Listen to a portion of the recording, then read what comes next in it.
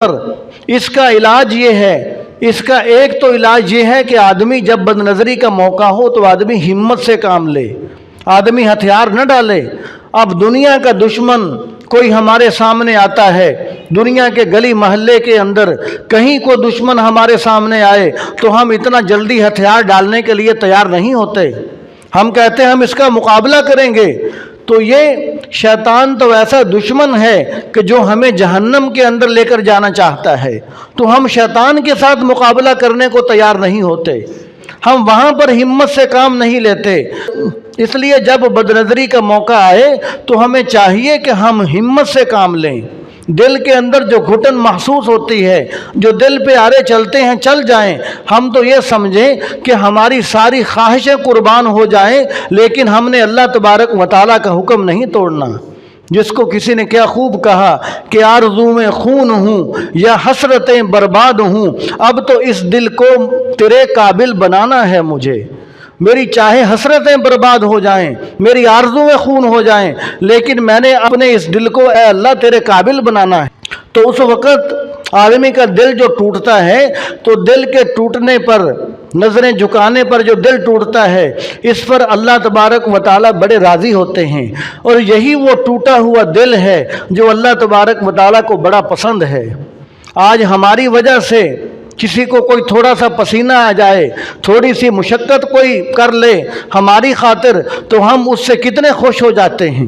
تو جب اللہ تبارک و تعالیٰ کی رضا حاصل کرنے کے لیے آدمی اپنی حسرتیں، اپنی خواہشات آدمی قربان کر دے، آدمی اپنے دل پر آرے چلا لے، تو یہ ٹوٹا ہوا دل اللہ تبارک و تعالیٰ کو کتنا پسند آئے گا۔ جس کو کسی نے کیا خوب کہا کہ تو بچا بچا کے نہ رکھ اسے، کہ یہ آئینہ ہے وہ آئینہ جو شکستہ ہو تو عزیز تر ہے نگاہ آئینہ ساز میں۔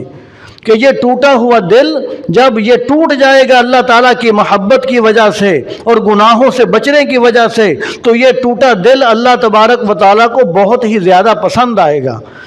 تو اس لیے اس کا ایک تو علاج یہ ہے بد نظری کا کہ آدمی ہمت سے کام لے، آدمی ہتھیار نہ ڈالے، یہ سمجھے کہ میں نے شیطان کا مقابلہ کرنا ہے۔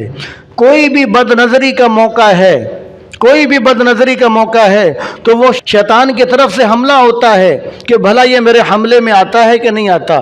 اگر ہم شیطان کے حملوں کے اندر اس طرح آ جائیں گے تو شیطان تو ایسا بجھا ہوا تیر ہمارے اندر سرایت کرے گا کہ جو ہماری روحانی کیفیت کو برباد۔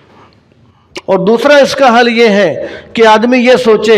کہ میں جو غلط دیکھ رہا ہوں، اگر اس وقت میرے والدین مجھے دیکھیں تو کیا میں یہ غلط دیکھتا رہوں گا؟